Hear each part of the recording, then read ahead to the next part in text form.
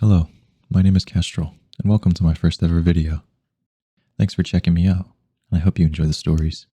If you do, please leave a like, comment, and subscribe. I would really appreciate it. Since this is my first video, please keep a lookout for other videos to come, as I really enjoy narrating these stories. Now, without further ado, let's get into the stories.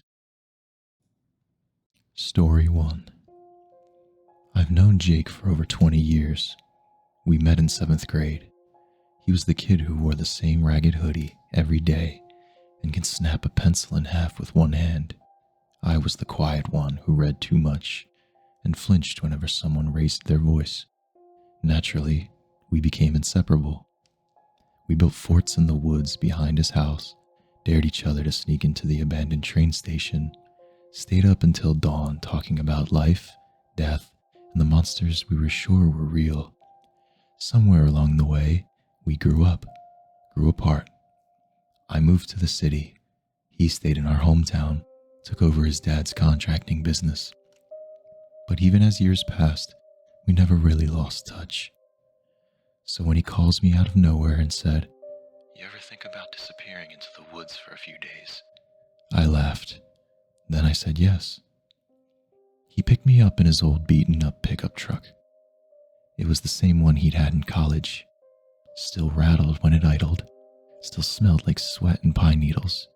He tossed my pack into the bed and grinned at me like we were 17 again. The drive was long. We cut off from the main road an hour before sunset and followed an unmarked dirt path for what felt like forever. No cell service, no signs, just trees stretching endlessly in every direction. Jake said he'd found a location on an old message board, some post about untouched wilderness and no trails. He thought it'd be perfect, a real escape. He wasn't wrong. The moment we stepped out of the truck, it felt like the world fell silent. No cars, no hum of power lines, just the wind weaving through the trees and the crunch of our boots against the earth. We hiked for about 2 hours with only Jake's GPS and a faded paper map to guide us. By the time we reached the lake, the sky had dipped into that dark bluish haze right before a full night. The lake itself was almost unnaturally still, smooth as glass, not even a ripple. The pines loomed around it like ancient sentries. It was beautiful, but more than that, it was isolated. We set up camp right at the water's edge. 2 tents, 1 fire pit, a few logs dragged over for makeshift benches. The fire crackled to life, casting a warm orange glow that pushed back the creeping dark. We talked for hours, laughed. Jake told me about the girl he'd been seeing, some tattoo artist named Claire, who hated camping and thought he was insane for doing this. I told him about my apartment, the job I hated, and the way I sometimes looked in the mirror and didn't recognize myself. It felt good to be out there, simple, clean. At some point, we fell into silence, not awkward, just comfortable, staring into the fire like it might answer all the questions we never said aloud. Eventually, Jake stood up, stretched and yawned. "Gonna call it. Don't let Bigfoot eat you." I chuckled. I stayed by the fire a little longer, let the flames fade to coals, and then I went to sleep. I don't know what time it was when I woke up. It was cold. My sleeping bag felt damp. The air inside my tent had gone still, too still. No wind, no bugs, no night birds, just the sound of my own breath.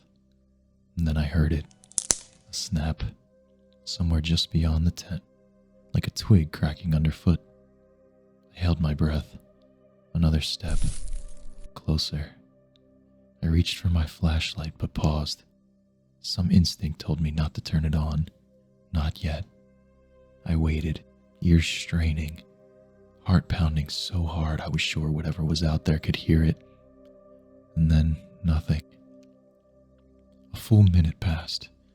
Then 2. And then I heard the zipper on Jake's tent open. Relieved, I whispered, "Do you hear that?" No response. The zipper closed again, Another long silence. Morning came too slowly. When I finally unzipped my tent and stepped out, the world looked wrong. The sky was overcast. The lake's glassy surface now seemed murky. The trees looked closer than I remembered. Jake was already up, crouched by the fire pit, poking the ashes. "Sleep okay?" he asked. I nodded, rubbing the sleep from my eyes. "You get up last night?" He looked at me with a blank expression for a second too long and said, "Yeah." I opened my mouth to ask more, but something in his face made me stop. I brushed it off. We had breakfast, burnt eggs, instant coffee. Jake dropped his plate at one point, like he forgot he was holding it. Then he laughed, a little too loud and a little too long. He wasn't joking. We went hiking that day, following a game trail that wound through the trees and over a rocky ridge. Normally, Jake was the one charging ahead, but today, he was dragging. He barely spoke. When he did, his voice sounded weird, like he was trying to remember how to use it. At one point, I asked him what was up. He said, "Don't you feel it?" "Feel what?" He looked at the trees and then back at me. The stillness. It's like it's listening. That night we sat by the fire again, but it wasn't like before. Jake barely touched his food. His eyes kept darting to the woods behind me. When I asked what he was looking at, he said, "Nothing. Thought I saw something move." A few minutes later, he stood and wandered toward the edge of the trees. Bathroom. He didn't come back for 20 minutes. When he did, his clothes were damp. Mud clung to his boots. He didn't explain, and I didn't ask. Later that night, after we went to bed, I heard the zipper on my tent again. Slow, careful. I held still, breath caught in my throat, and then I heard it, a whisper right outside. "You're not alone." My blood ran cold. I wanted to scream, but my voice wouldn't come. I waited for the zipper to move again, but it didn't. After what felt like hours, I drifted into a haunted, broken sleep. The next morning, Jake was already up when I stepped out of the tent. He was just standing there, facing the lake, perfectly still. Not skipping rocks, not stretching, just watching the water. Like he was waiting for something to crawl out of it. I called out, and he didn't respond.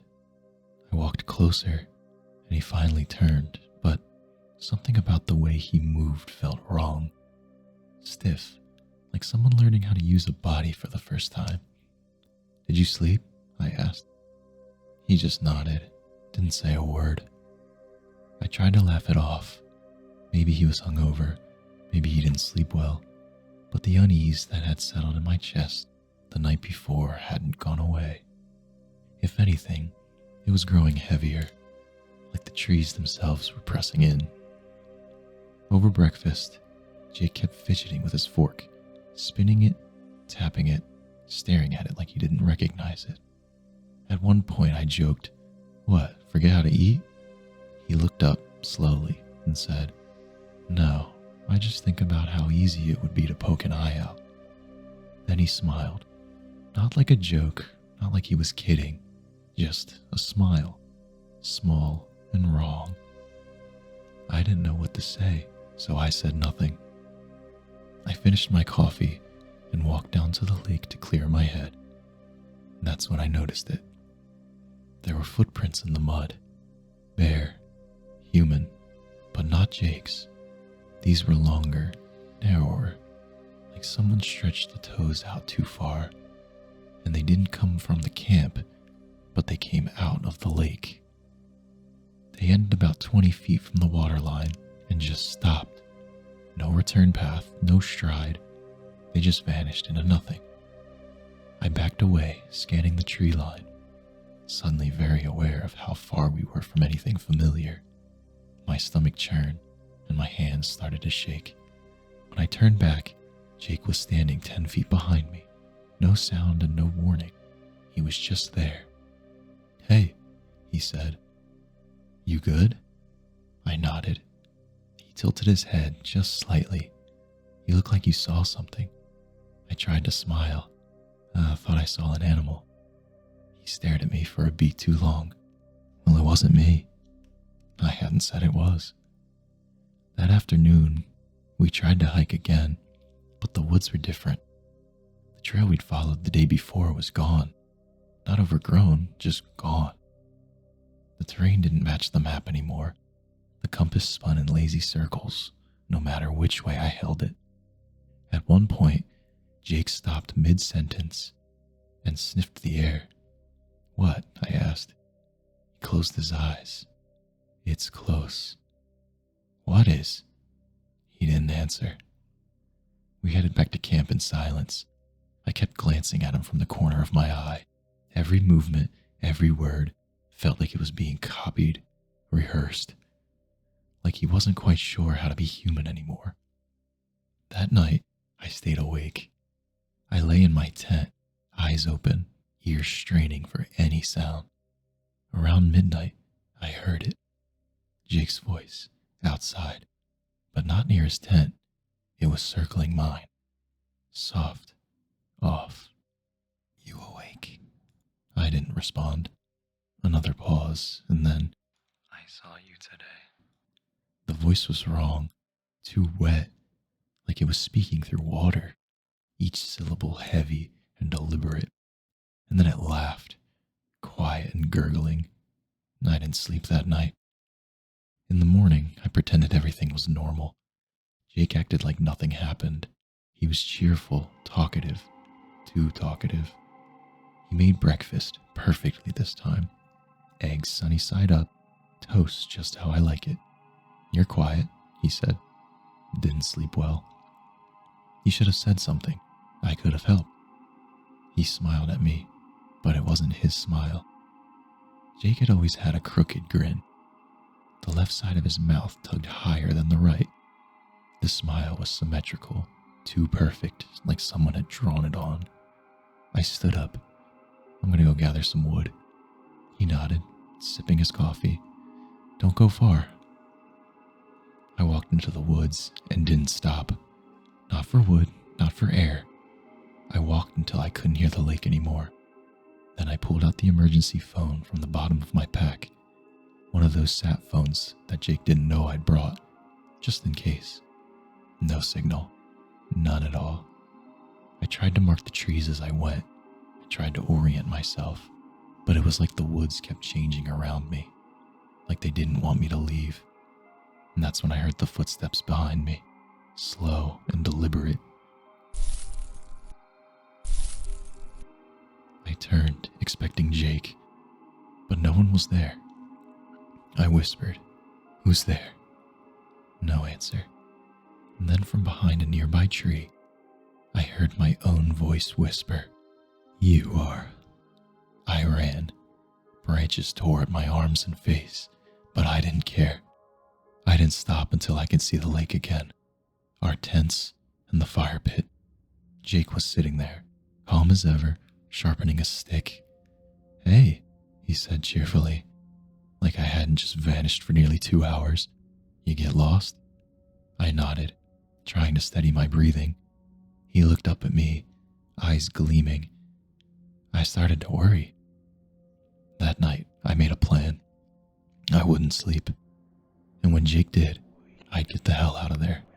I'd hike throughout the night, follow the lake north until I hit the logging road we'd passed on the way in.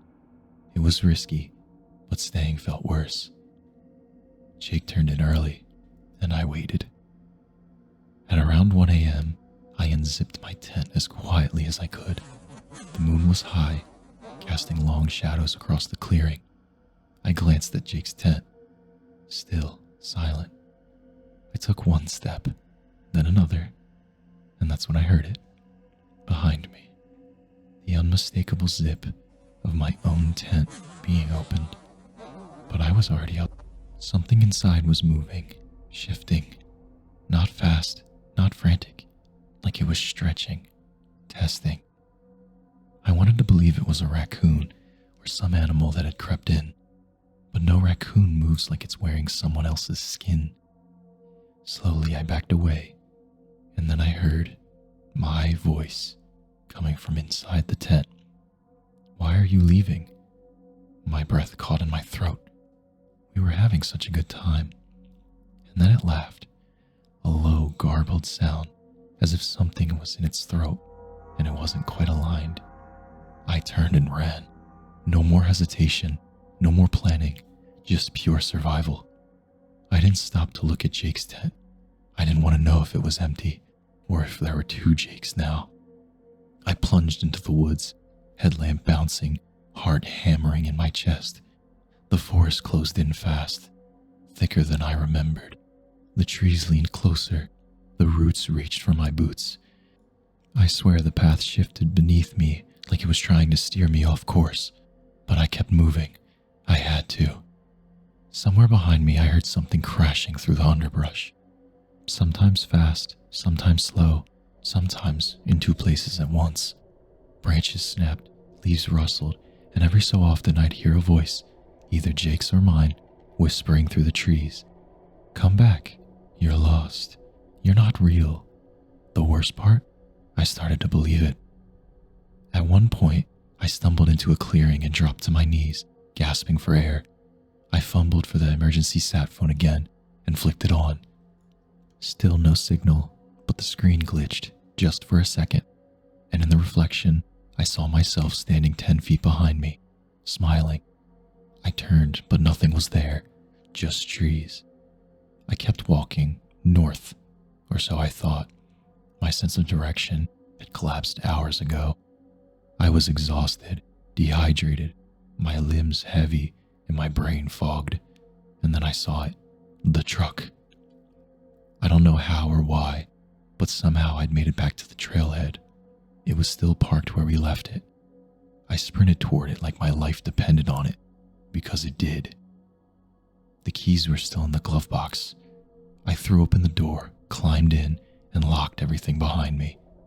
For the first time in 2 days, I allowed myself to cry. I thought I was safe.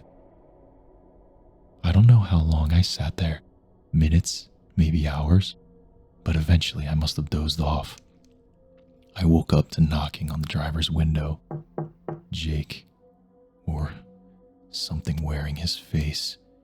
He was grinning, but he didn't move like Jake. He didn't blink. He just stood there. 3 slow taps. I didn't respond. I didn't look at him. I just stared straight ahead, hands trembling on the steering wheel. He knocked again. Then from the passenger side, another knock. I turned my head slowly, and there I was, my own face. Too smooth, too clean, not a single freckle or scar, just a version of me, like a puppet carved in my shape. It smiled wider than I thought possible. "Let us in," it said. "It's cold." I don't remember starting the engine. I don't remember throwing the truck in gear or peeling out of that parking lot like my soul was on fire. All I know is I drove until the sun rose, until there were other cars on the road, until I had cell signal again and my phone exploded with missed calls and texts. I didn't answer any of them. I didn't stop until I reached the gas station on the outskirts of town. I didn't report it. What would I say? That my best friend got replaced by something with too perfect skin and a voice made of static? That the woods let me go because I ran fast enough? Or maybe because it didn't need me anymore? That was 3 weeks ago. Jake's still missing. At least that's what they say. His truck is gone. And sometimes, late at night, I wake up to a knock on my window. Always 3 times. Always slow. And every time, I hear a voice, just barely louder than the wind. "You left me behind. But that thing out there, that's not my friend."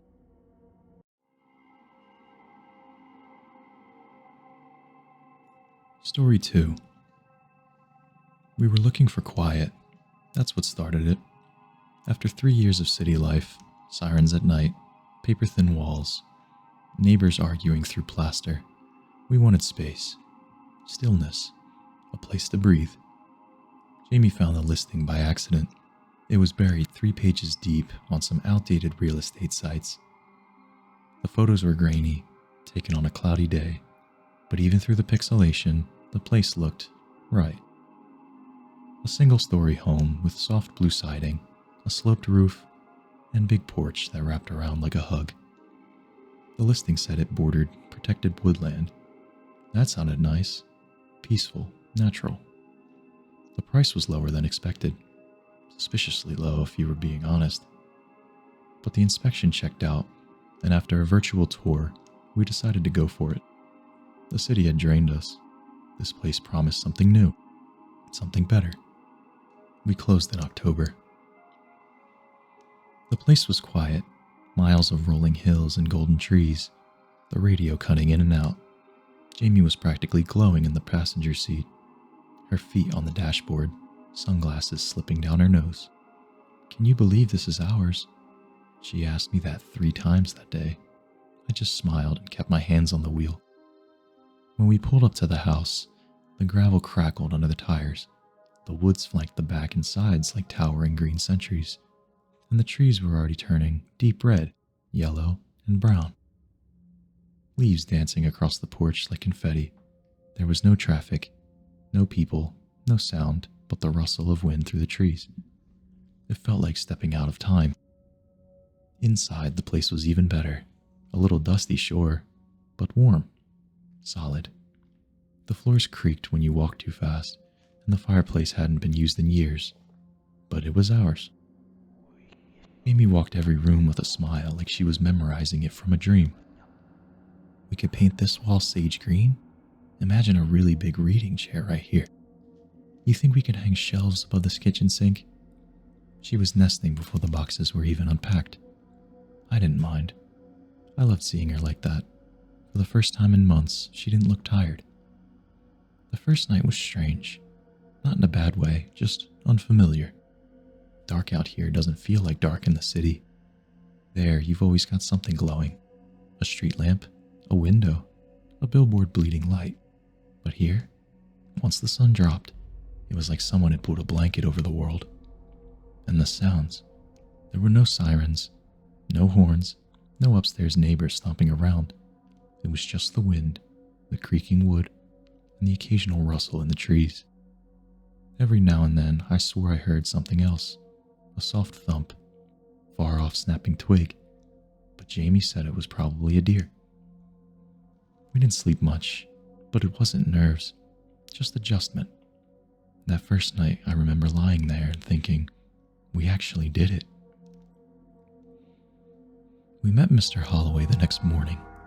Jamie was out on the porch with her cup of coffee when he came walking up the road, a slow, careful gait, like someone carrying a full cup of something. He was tall, maybe late 60s, with a silver beard and a worn flannel jacket. His face was kind but weathered, like he'd seen more than most and had learned not to talk about it. "You must be the new folks," he said, tipping his cap. We introduced ourselves. He smiled and nodded, keeping his hands folded in front of him. "Place suits you. Quiet's good for the heart." He said he lived 2 properties down, though property was generous. There weren't many houses around, maybe 4 or 5 within a few miles. He said the winters were cold, and the roads didn't get plowed unless you called twice. Jamie asked if the woods were good for hiking. He gave her a small nod. "Sure, but they go deep. Easy to get lost if you're not careful." He lingered for a bit. We offered him coffee, and he accepted. Said his name was Henry Holloway. We sat on the porch in the morning and talked about the trees, the deer, foxes, and how the stars looked better out here. But just before he left, he looked toward the woods and said, quiet but clear, "Living out here is not like the city. It's good, sure, but different. Be careful, and don't go out at night." Jamie blinked. Is there wildlife we should be worried about? Mr. Holloway smiled, but he didn't answer.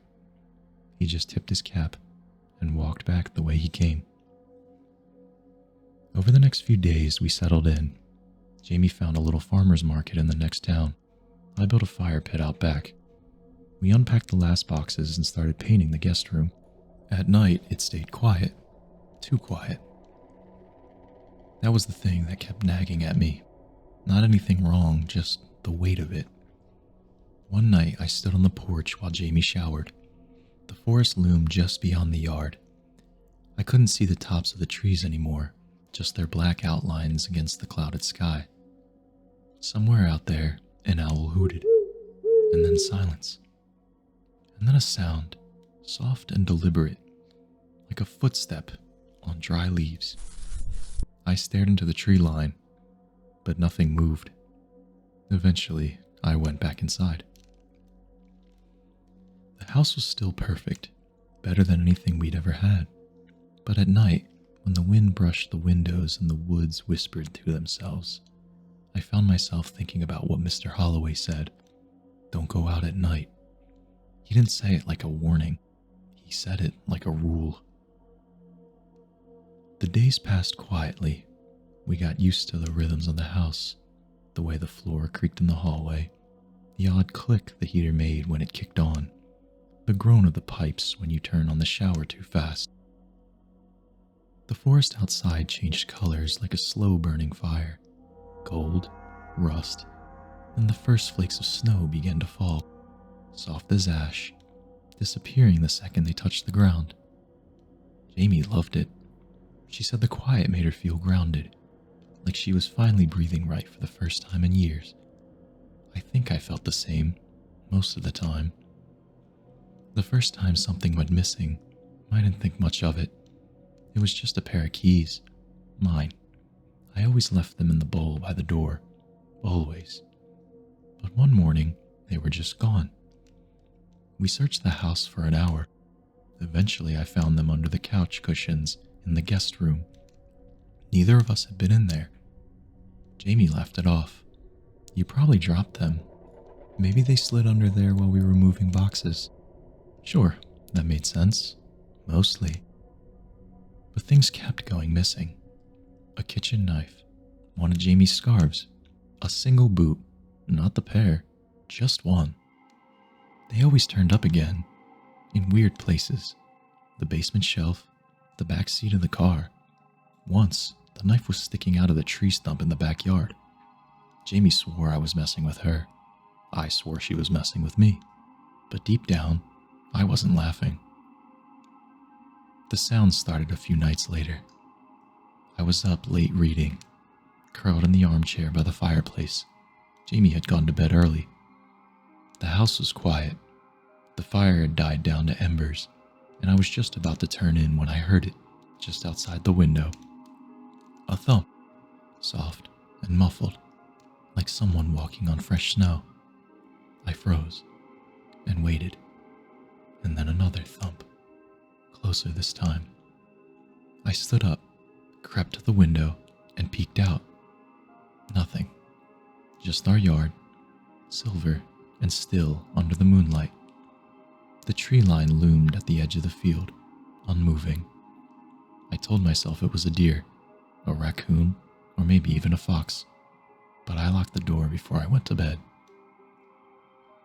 Jamie heard it next.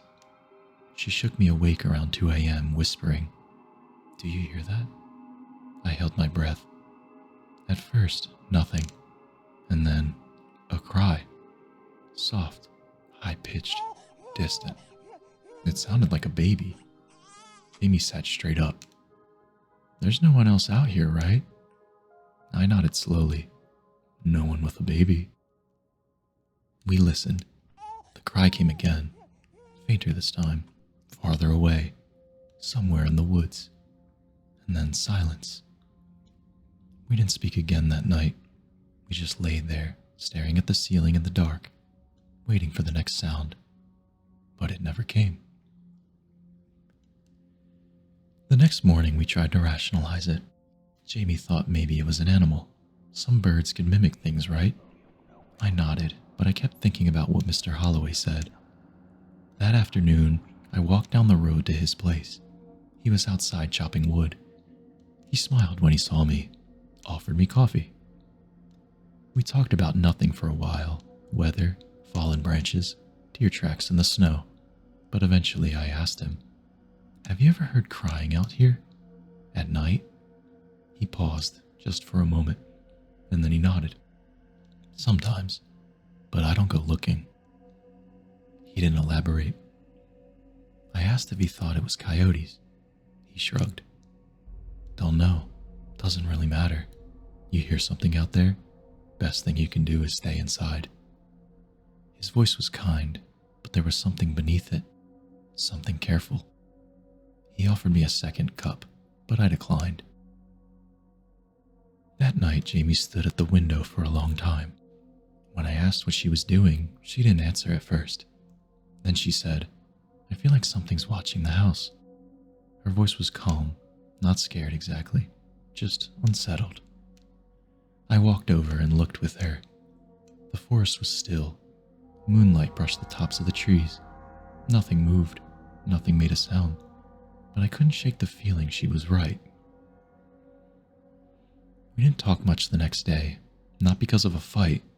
There was just a weight in the air, like something holding its breath. We kept doing normal things. Jamie painted the guest room. I tried to fix the loose floorboard in the hallway. But every now and then, I'd find her just staring out the window. And that night, I swear, when I turned around after brushing my teeth, I saw a shape standing just inside the tree line. Tall, thin, still. It was only there for a second, and when I looked again, it was gone. It started with the sound of knocking, not at the door, on the side of the house. 3 slow knocks, and then silence. It came around midnight, just as Jamie and I were crawling into bed. We froze and looked at each other like we were both hoping the other would say, "It's nothing." I grabbed the flashlight and stepped out onto the porch. The cold hit me immediately, sharp and dry. My breath curled in the air. I swept the beam across the yard. The trees stood still in the moonlight. Nothing moved. I walked the length of the house. The frost-covered grass crunched underfoot. When I rounded the far corner, I saw prints, barefoot, leading up to the side of the house. No shoes, no tracks leading away. I didn't say anything to Jamie until morning. That was the first time we both started to admit something felt off. Before that, it had all been subtle. Missing things, strange sounds. The crying in the woods that neither of us brought up for 2 full days. But now there were footprints, signs that someone or something was watching us from outside. Jamie stood over the prints with her arms wrapped tight around herself. "Why are they barefoot?" she asked. "Could be kids," I offered weakly. "A prank?" She didn't reply. We just stared at the prints until the sun melted them away.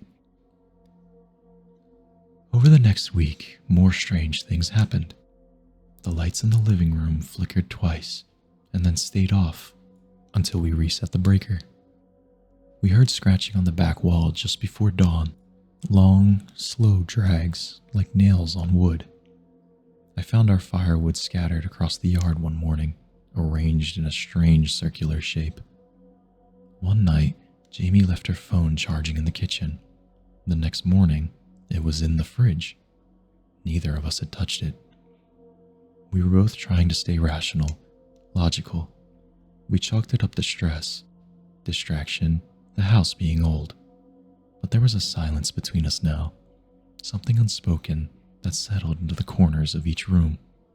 We were scared, not of each other, of something out there. The forest didn't feel like a landscape anymore. It felt like it was watching. Jamie said it first. We were sitting on the porch drinking coffee, watching the trees sway. "Do you ever feel like it's closer?" she asked. "What do you mean?" "Like the woods are leaning in, like they're listening." I didn't know how to answer, but I had felt it too. That creeping sensation that the tree line was no longer a boundary. It was a perimeter, a cage. We set up an old trail cam we brought online. Just one to prove to ourselves that there was nothing out there. We aimed it at the backyard, where we'd seen the prints. Checked the footage every morning. For 3 nights, it caught nothing but wind-blown leaves. And then on the 4th night, it glitched. The footage froze for exactly 43 seconds.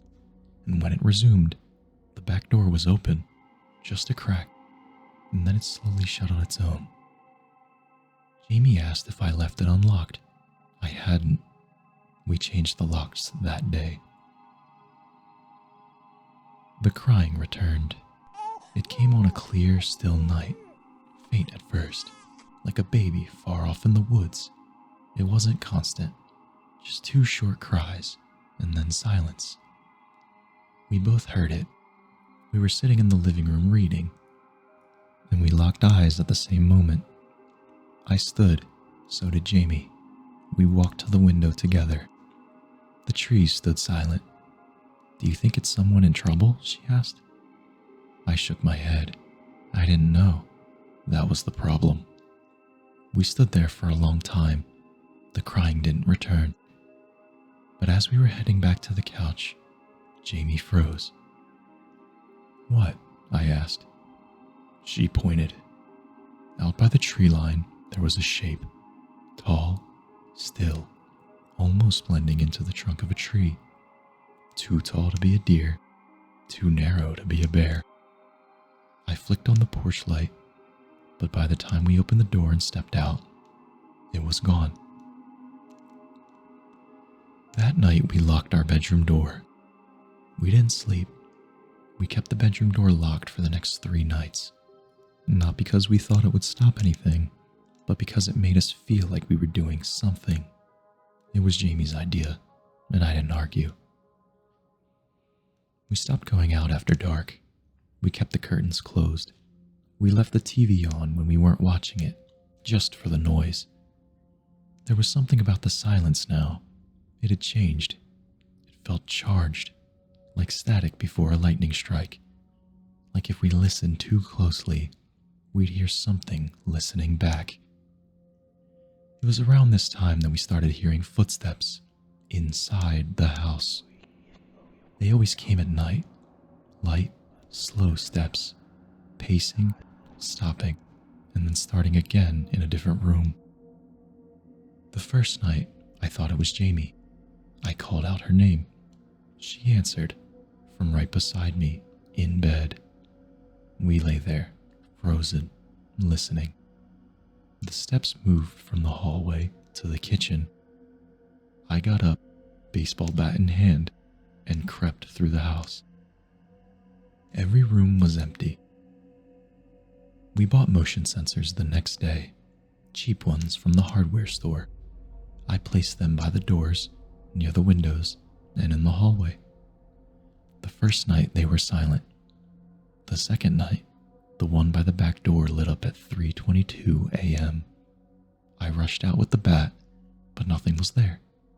No wind, no raccoons, just the quiet hum of the fridge and my own shallow breathing. Jamie stood behind me, gripping my arm. "It's not just watching anymore," she whispered. "It's trying to come in." The next morning, we found footprints inside the house. Just one set, muddy, bare, leading from the back door to the guest room, and then vanishing. They didn't turn around, and they didn't go back. There was no mud anywhere else. We checked the locks. They were still bolted. We checked the footage. The camera glitched again. The same time. The same 43 seconds. We slept with the lights on that night. Jamie started taking photos of the rooms every morning. Her idea. She said it made her feel in control. At first, it was just a safety measure. But then she started noticing something in the bedroom photos. Her jewelry box kept shifting positions, slightly, an inch to the left, the lid a little more open. Neither of us had touched it. Then the frames in the hallways tilted, only slightly, as if a hand had brushed them on the way past. We straightened them, and the next day they were tilted in the other direction. That night, Jamie had a nightmare. I woke to her sitting upright in bed, eyes wide, breathing heavy. "It was in the house," she whispered. "It walked right into our room." I held her hand. "It was just a dream," but she didn't blink. "No, it wasn't. I heard it breathe. It leaned down and said my name, but it wasn't your voice." Her grip tightened. "It sounded like you, trying to sound like you." We found the cat the next day, or what was left of it. A neighbor's black cat, friendly and curious. It used to come around sometimes in the afternoon. We hadn't seen it in a week. That morning, it was lying in the middle of our porch, still warm, no blood, no visible wounds. Its neck was broken. Jamie didn't say anything. She just went back inside. I buried it in the yard. That night, the crying came again. Louder this time. Closer. Jamie stood by the window with her arms crossed tight. "It sounds like it's in pain," she said. I nodded, but deep down, I knew it wasn't. It was performing. Whatever was out there, it didn't need help. It wanted us to come out. We started taking shifts sleeping. One of us stayed awake while the other tried to rest.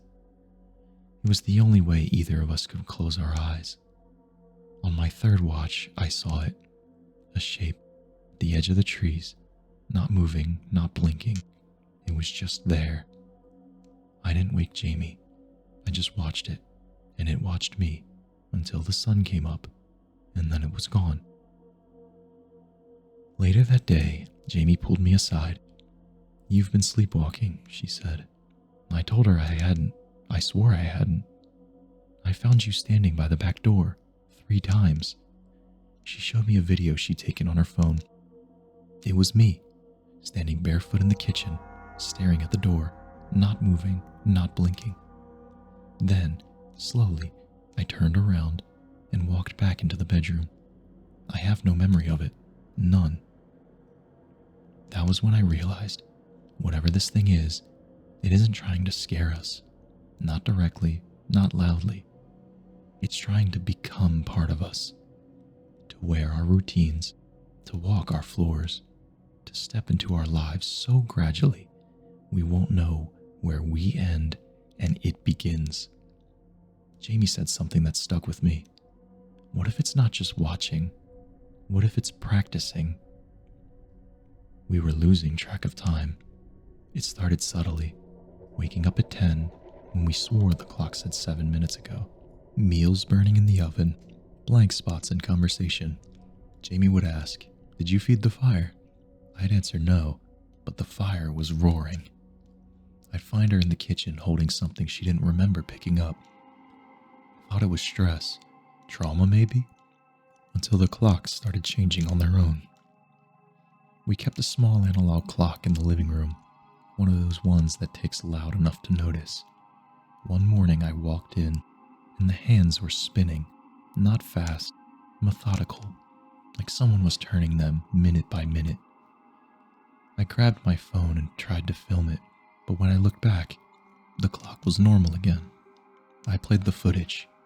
Nothing was there, just me staring at a still clock, breathing too hard. That was the first day I heard it, my own voice, coming from the woods. It was just one word, faint, echoed. Jamie, said like I say it, said like I was practicing. I didn't tell her. I didn't want her to be afraid. But when I came inside, she was already packing a bag. "I want to go into town," she said, "just for a night, a hotel, just away."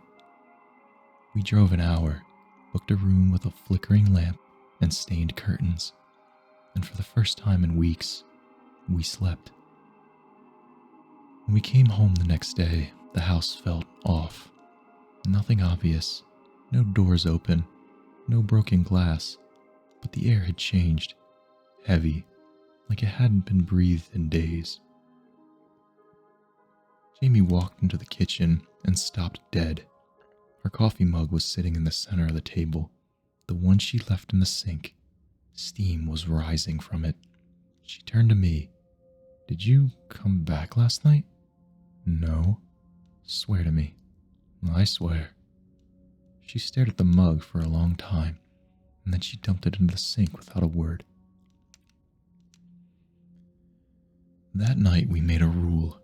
If either of us left the room, we'd say where we were going, out loud, clearly. "I'm going to the bathroom. I'm grabbing something from the bedroom." Not because we didn't trust each other, but because something else might be trying to sound like us. Jamie heard me in the hallway that night, except I wasn't in the hallway. I was in bed, right next to her. She shook me awake, pale and wide-eyed. "You just said you were going to the kitchen." "No, I didn't." "I heard you. You said it like we just agreed." I jumped up and opened the bedroom door. The hallway was empty. I walked the whole house, checked every corner. Nothing. No signs of entry, no sound. But I couldn't shake what Jamie had said. It didn't just sound like you. It timed it. It said at the moment you shifted in bed. It's trying to pass as you. The next morning, Mr. Holloway showed up at our door. We hadn't seen him in weeks. He looked tired, older, his eyes sunken like he hadn't slept in days. He didn't say hello, just stepped onto the porch and said, "It doesn't take people out all at once, and that's not how it works." Jamie and I stared at him. He looked at me first, and then to her. "It wears pieces of you. Voice, shape, scent. It gets closer each time you ignore it." "What is it?" Jamie whispered. He shook his head. "Don't give it a name. Don't acknowledge it. And that's how it gets in. Just keep your rules. Don't go out at night. Don't listen to it. And whatever happens, don't ever follow it." Before we could say anything else, he turned and walked down the road. We didn't see him again. That night, I dreamt of the tree line. I stood at the edge of the forest. The trees opened like a mouth, and something inside whispered in Jamie's voice, "You're already halfway mine." I woke up screaming. Jamie told me she found footprints on the second floor. We don't have a second floor. The prints were faint, ashy, just outside the bedroom. They stopped at the wall. When she looked back later, they were gone. The wind changed. It didn't sound like wind anymore. It had a cadence, like breathing. The house creaked in patterns, rhythms, Morse code taps on the window frame. Once, the tapping stopped when I turned my head to look. I swear I heard it sigh. We kept the lights on for days, slept in shifts again. One night, while Jamie was sleeping beside me, I heard the front door creak open, slow and deliberate. I crept into the hallway, bat in hand. I saw it, standing in the doorway. It looked like me. Same height, same clothes, same build. But it wasn't right. The stance was too stiff. The head tilted at an unnatural angle. The hands dangled like they didn't know how to hold anything. It turned too slowly, too smooth, and then it smiled. Not a human smile, just teeth, stretched wrong. I blinked, and it was gone. The door was still locked. Jamie never heard it, but she believed me. We packed bags the next morning, but when we opened the door, our car was gone. Just gone. No tire tracks, no sound, no explanation. And out of the edge of the woods, something moved. We didn't sleep that last night. not even in shifts. We just sat in the living room, back to back, staring at the doors and windows. The forest was louder than ever. The wind howled, but beneath it, there were voices. Sometimes they cried, sometimes they whispered, sometimes they laughed in our voices. I heard myself say Jamie's name again, from the backyard. I didn't answer. We tried to call for help. Phones were dead, landline too. The power flickered twice and then cut out entirely. And that's when we heard it on the roof. Heavy, slow, like a bear walking on two legs, but too precise. One step, and then another, and then tapping. A single finger tapping the shingles like it was counting. Jamie gripped my hand. "It's on top of the house," she whispered. I nodded, and then we heard it leap down. We ran to the back bedroom and locked the door. Something passed by the hallway. Its shadow stretched under the doorframe. And then, breathing, right beneath the door, deep, wet, and not human. And then it spoke, in Mr. Holloway's voice. "Open the door, son. It's okay now." We didn't move. "I've got the car running. We're getting out of here." Jamie whispered, "That's not him." I nodded again. The thing waited, and then it laughed. A low, choking, broken laugh that ended in a growl. Then came the scratching. Slow, measured. Fingernails on wood. It was marking the door. And that's when we heard the real sound of tires. Gravel spraying, headlights flashing. A shotgun blast tore through the front wall. And then Mr. Holloway's real voice. "Run." We burst out of the bedroom, and the thing was in the hallway. Tall, slouched, its limbs too long, its skin like patchwork leather, stretched over bones that didn't quite make sense. Its face. It had our faces. Shifting, sliding between Jamie's and mine and Mr. Holloway's, like wet clay being molded in real time. Its mouth was fixed in a grin full of too many teeth. Mr. Holloway fired again. The creature shrieked, high and alien. It staggered. "Go," he screamed. We didn't look back. We ran, out the door, past the broken porch, into Mr. Holloway's truck. Jamie started the engine while I watched the door. Mr. Holloway stood in the doorway, holding his old shotgun. He looked back at us for one long moment, and then the creature lunged. He fired once more, and then he stepped inside. We didn't see him again. The truck tore down the road, fishtailing on the gravel. Jamie's knuckles were white on the wheel. I kept looking back. Nothing followed, but the tree line swayed, trembled, and for a moment, I swear the trees looked like they were watching him die.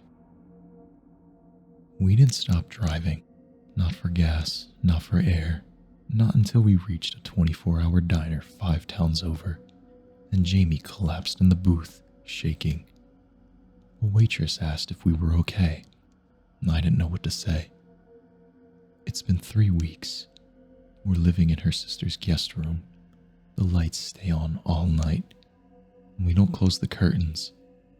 We don't sleep near windows. The police found the house burned down. No sign of Mr. Holloway. No sign of anything unusual. But last night, there was a knock on the wall. Not the door, just 3 soft knocks, right under the bedroom window. Jamie says it was the pipes. I told her she's probably right, but I didn't sleep. Not because I'm afraid of the dark, but because the dark knows who I am now, and it has my voice.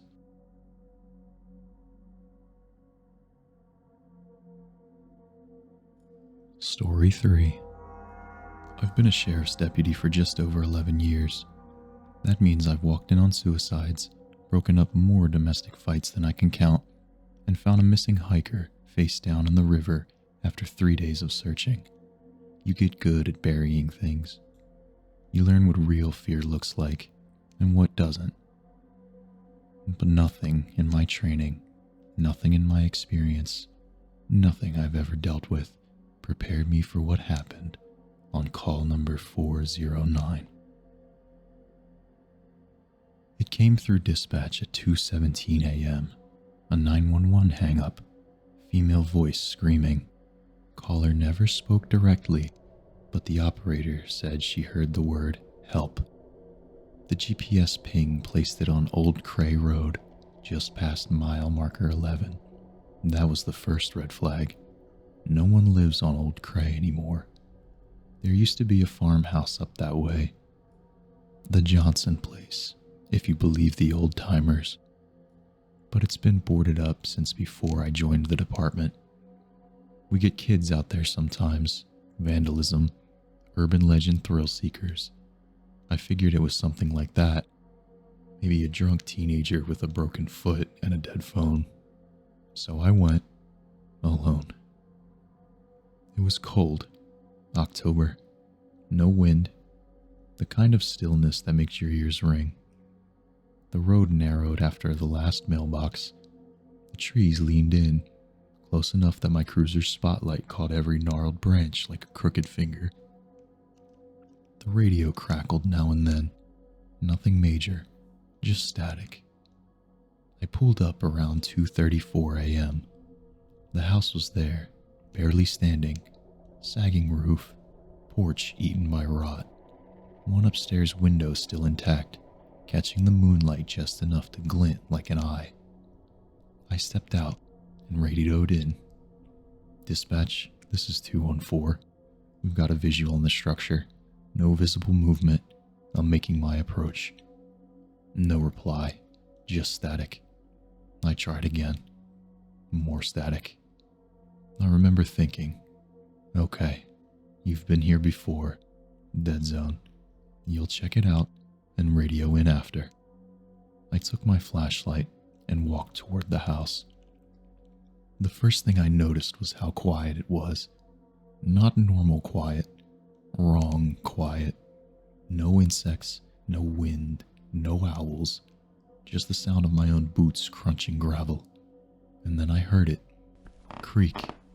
Floorboards, maybe. Inside the house, I called out, County Sheriff's Department, if anyone's inside, call out. Silence. And then a whisper. From the back of the house. It wasn't a word, more like a sound. Breath passing over something damp, almost like it came from the walls themselves. I stepped onto the porch. Every board groaned beneath me. As I reached for the handle, the front door opened by itself. Just a few inches, enough to creak, enough to say, come in. And I didn't want to. God help me, every part of me wanted to turn around. But protocol is protocol, so I stepped inside. The air was wrong, heavy, damp, like the inside of a root cellar. My flashlight cut through layers of dust. The living room was empty, furniture long gone, wallpaper peeling like dead skin. Something dark stained the floor near the fireplace. I swept left and then right. The door to the basement was open, and that's when I heard it again. A woman's voice. Help me. I froze. It didn't sound afraid. It didn't sound tired. I moved toward the basement. Each step creaked, but the voice didn't react. It kept calling. Same cadence, same tone. Help me. Like a loop. I reached the top of the stairs and shined my light down. There was nothing there. Just dirt floor. Empty space. And shadows too thick to be natural. I stepped down one stair, then another, and then a whisper right beside my ear. Don't. I turned. No one there. The voice came again, from behind me this time. You shouldn't be here. I backed up. Something brushed my shoulder. Cold. Wet. I bolted up the stairs. Back into the living room. The front door had closed. Hard. I grabbed the knob, and it wouldn't turn. Then I heard the footsteps upstairs. Slow. Dragging. Like something was barefoot and learning how to walk. I aimed my flashlight up the staircase. The shadow crossed the hallway above. Something tall. Wrong. Moving too smooth, like it was gliding. Sheriff's Department, I called. Come down slowly with your hands where I can see them. No answer. But I swear, it smiled. I didn't see teeth.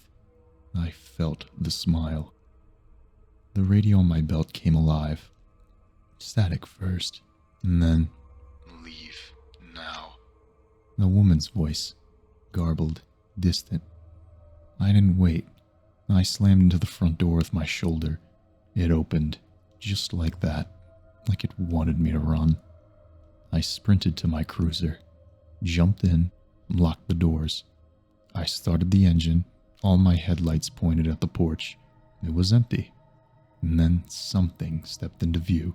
Tall, pale, long limbs, no face, just the faint shape of a human, trying to be a human.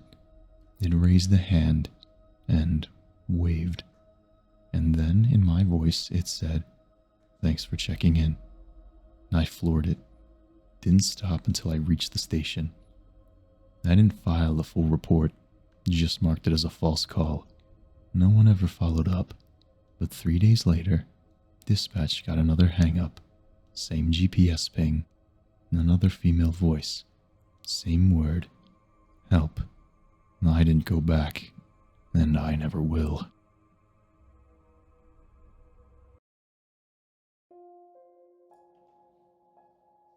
I hope you enjoyed those stories. If you did, I would love to hear about it in the comments section. Thanks for watching, and keep an eye out for more videos to come. Bye for now.